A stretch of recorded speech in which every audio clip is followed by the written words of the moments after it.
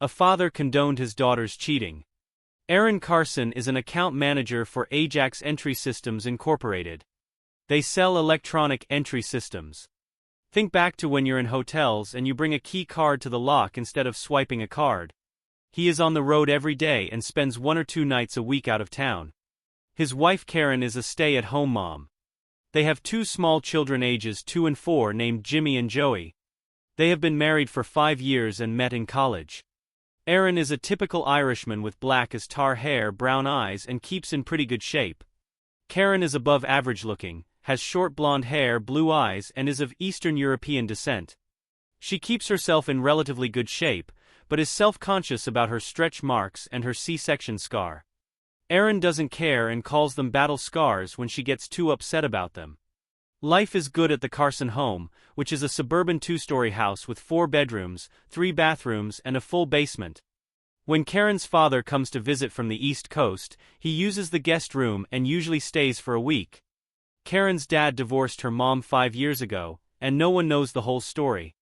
Karen suspected her dad was cheating and wanted to leave, but her parents wouldn't talk about it and were quick to quash all inquiries. Aaron was returning home after one of his overnight stays on the road. At the last minute he changed his plans and drove home instead of staying the night. It was only 8 o'clock and he could have gotten home around 10. He pulled into his driveway as a man was pulling out of there. The man looked scared as he sped away. Aaron saw the man come out of his house. He shook his head and got angry. As he walked through the door he calmed down and shouted, "Honey, I'm home." Karen came down in her robe, fresh out of the shower, and said, "Hi, baby. I wasn't expecting you before tomorrow." She kissed him gently and Aaron could smell the toothpaste on her lips. "Honey, who was that man who just left?" "What do you mean, Aaron?" "No one was here and Daddy's in the basement," she said without enthusiasm. "Well, someone was definitely here and leaving when I pulled up." Hearing Aaron come home, Karen's father, Jack, went upstairs. "Hi, Aaron, good to see you, son." "Hey, Jack, who was that guy who just left?" Jack got very nervous and looked at his daughter while she looked at him expectantly. "I didn't know anyone was here. I was in the basement all night watching a movie and drinking your scotch. So let me get this straight. You're both home, no one knows the man who left, and I find Karen fresh out of the shower. Can either of you convince me that Karen didn't have a man?" Now Aaron was starting to get angry. Is Karen really cheating on him? Does her father know about it? Jack said, "Aaron, she's not cheating on you, I swear." "How do you know that, Jack?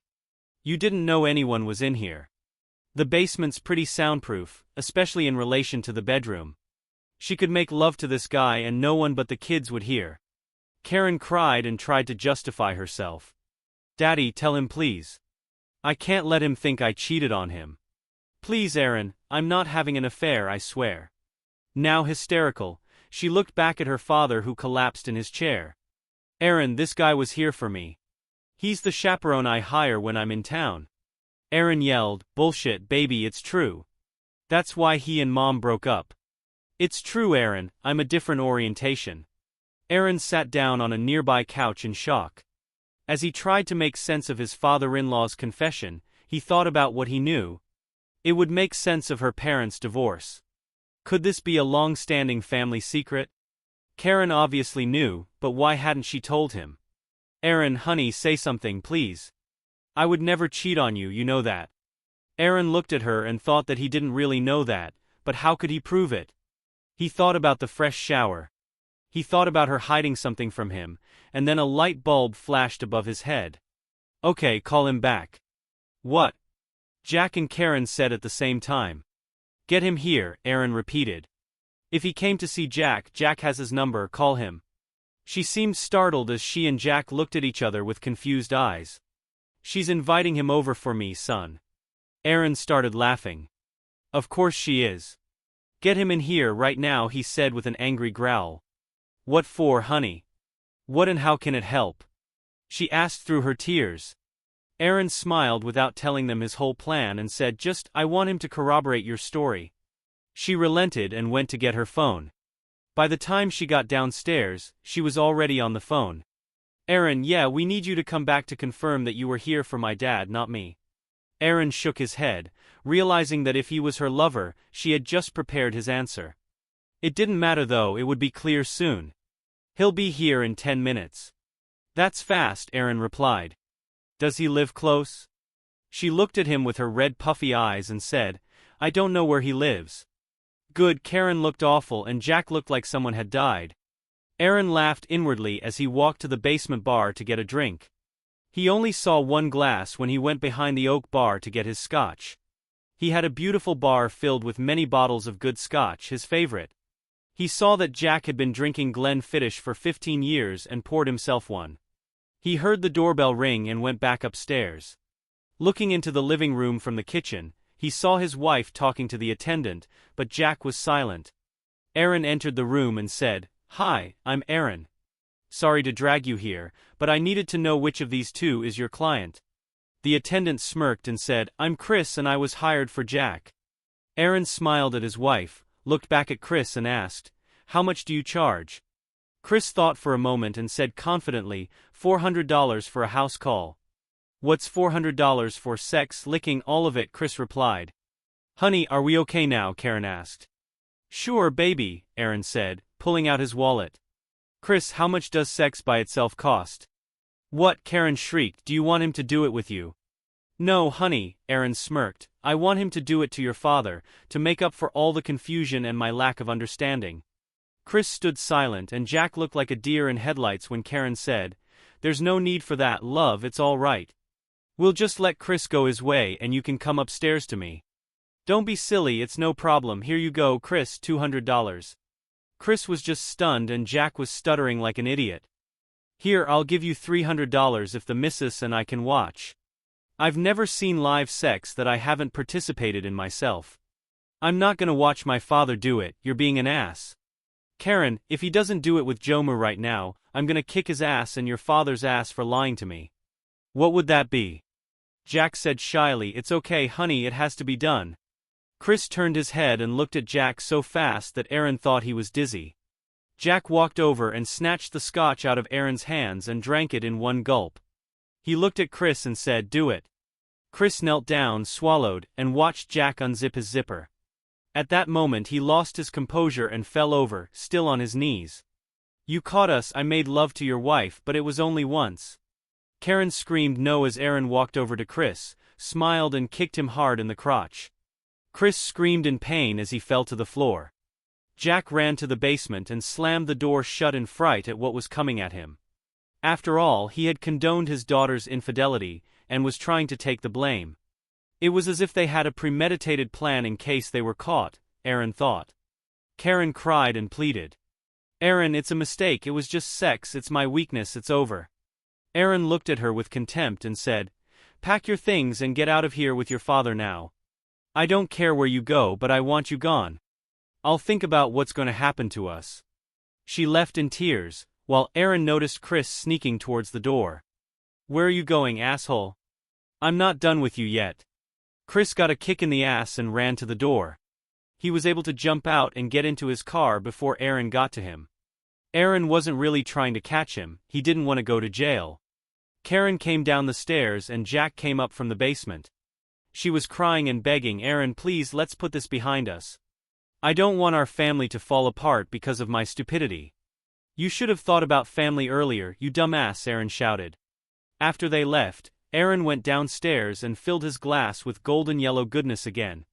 He looked at the text message he had gotten earlier that night and dialed the number. Hey Aaron, what's up? I got home too late, just as this guy was leaving when I got back. You didn't catch them red-handed? No, but I got him to confess.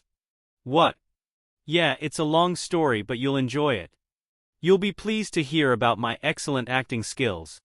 Thank you for the heads up, Carrie. You're welcome. When I heard her talking to him and making plans, I should have let you know. You know I never liked that fool. And I hated her even more for taking you away from me. Well, you're the one who left me. Yeah, I was too young and scared to get involved. It was my biggest mistake to run away from you. I never stopped loving you. We can settle this later. I need some rest. Good night. Good night, Aaron. Stay in touch. Aaron smiled, remembering the call from his ex-girlfriend that night, telling him he had to come home because his wife had invited her coach. Karen hadn't realized that she and Chris were talking quite loudly at their table at the health club's cocktail bar. And she certainly didn't know that the pretty red-headed girl sitting behind her was Aaron's ex-girlfriend, who was regretting breaking up with him. Turning off, Carrie mentally prayed that Aaron would divorce this cheating woman, and she would get a second chance. 5 days after being caught cheating on her husband, Karen was walking down a long hallway in the emergency room wing of St. Alexander Hospital, looking for room 7A. She took a deep breath and walked in. "Hi, Daddy." "Hi, Karen. Any news?" "Yeah, but first tell me about yourself." "Well, they don't think I'll have any permanent damage to my testicles, thank goodness. And now I'm just waiting for my arm to be x-rayed before they put a cast on it." "Are you in a lot of pain?" Karen asked, suddenly feeling guilty. "It doesn't now. They put me on something, but it used to hurt like hell." "Are you going to call the police, Dad?" "They were already here. They got a call from the hospital when I told them what happened. So they're arresting Aaron." "God no, I would never take him away from the boys. I told them I got jumped by a black guy who wanted my wallet. Anyway, it's my fault. I should have knocked some sense into you when you initiated me into your little plan. Thanks for not giving it away. I'm really sorry, Dad. I just bought your bullshit about not knowing what doesn't hurt." "I didn't say shut up, Dad, it was bullshit. I just couldn't see it. I thought my plan was solid with you there as backup in case someone told Aaron about Chris coming and going. I thought I was so damn smart. But he's actually the one who's so damn smart. It was a good plan, but I shouldn't have agreed to it. I should have talked you out of it, and I regret it. Now we're paying the price. God, all I wanted was one time with this perfect specimen of a man, and it wasn't worth it." "So what did Aaron say?" "He's going to let me come home later and talk to him. He's cooled off now, at least with me. I haven't been served with divorce papers yet, but I know he's met with an attorney. The lawyer probably didn't make him happy. The kids are small, and it's a lot of support and child support that he has to pay for a long time. All I can hope for is a chance. I can't lose him, Dad. I know it's stupid to say that after what I've done, but I just can't. I love him so much," she said, bursting into tears. Aaron walked over to the Starbucks and looked out the window. He saw his ex-girlfriend, Carrie, sitting there waiting for him. He walked in, ordered a coffee and sat across from her. "Hi, Aaron," she said with a wide smile. "Hi, Carrie, how was the meeting with the lawyer?"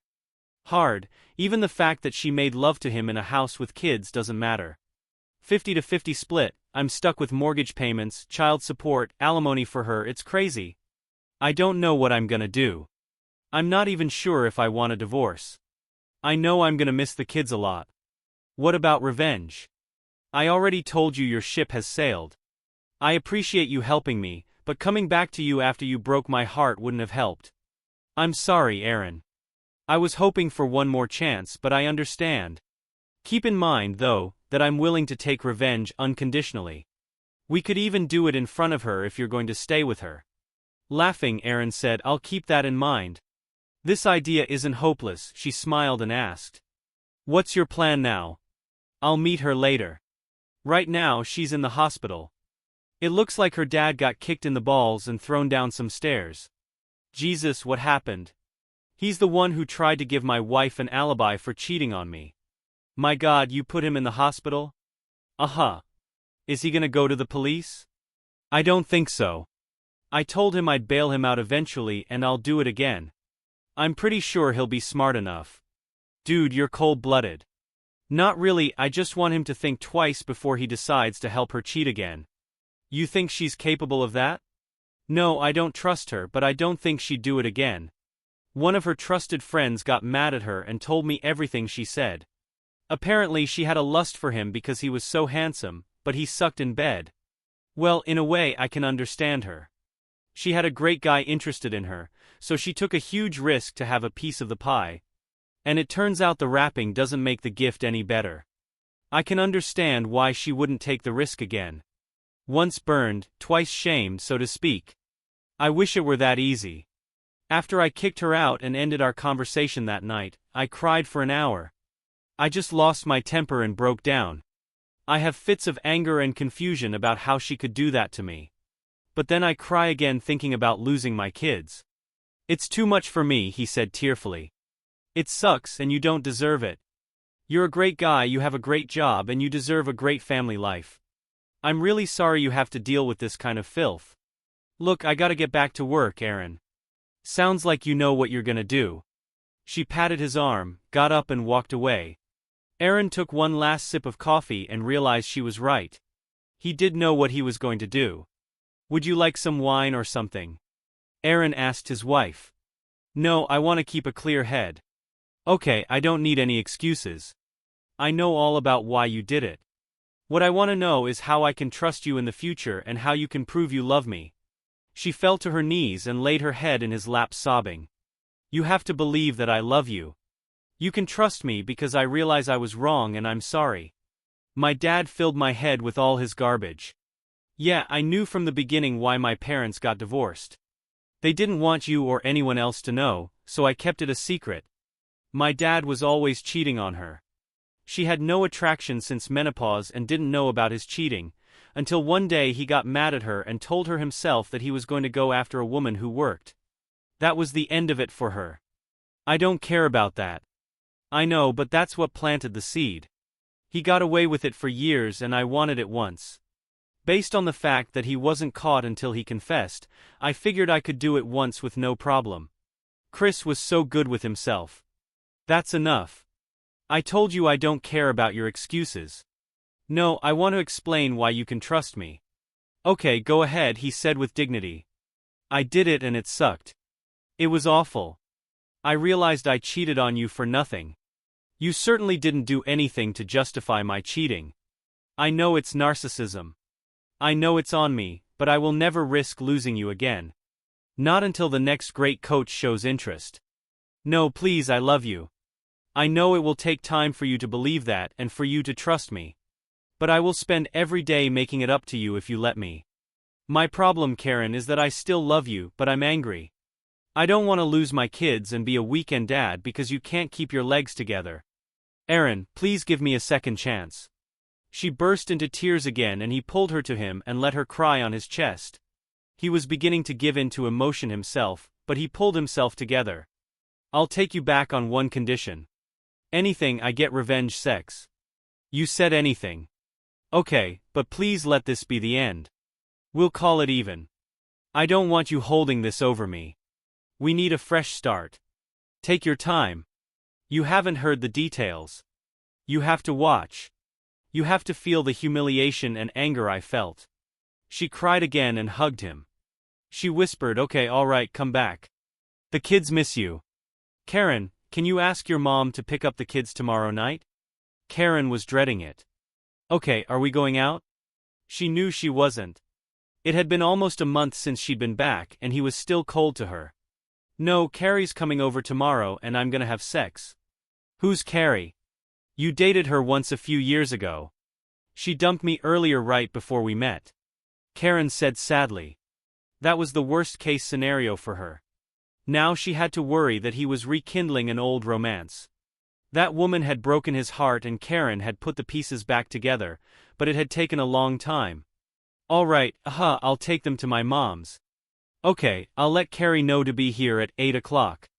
Carrie rang the doorbell and Aaron got Karen to open it. Karen didn't respond to Carrie's bright and cheerful greeting. This is going to be fun, Carrie told her as she closed the door.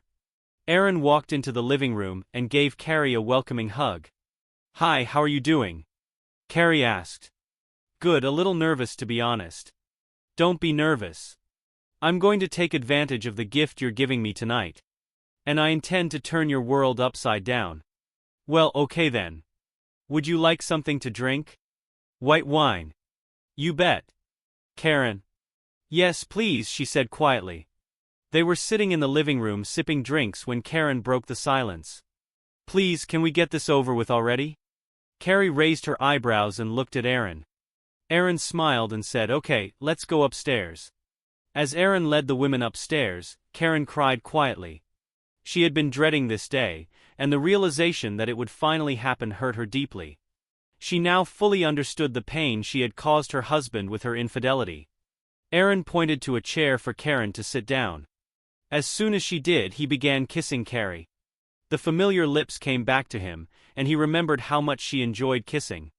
They undressed, kissing passionately. Karen sobbed as they lay on the bed and kissed. Looking at Karen, she said, "You really are a stupid fool to risk losing that talent." Karen watched in disgust as her husband made love to his ex-girlfriend. Karen cried when she saw Aaron's face, a face that should have belonged only to her. "Aaron, please tell me it was just one time and it's over. Please tell me I didn't lose you to her," Karen cried quietly. He smiled and said, "It's over, we are even.